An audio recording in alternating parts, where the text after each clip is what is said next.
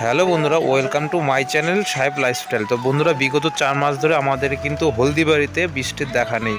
তো অবশেষে মিলতে চলেছে বৃষ্টি। হ্যাঁ, তোমরা দেখতে পাচ্ছ মেঘলা আকাশ। দেখো কত সুন্দর মেঘলা আকাশ করেছে।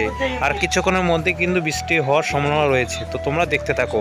আর হ্যাঁ, চ্যানেলে নতুন হয়ে থাকলে চ্যানেলটি প্লিজ লাইক, কমেন্ট, শেয়ার এবং সাবস্ক্রাইব করে দিও। তাই দেখতে থাকো।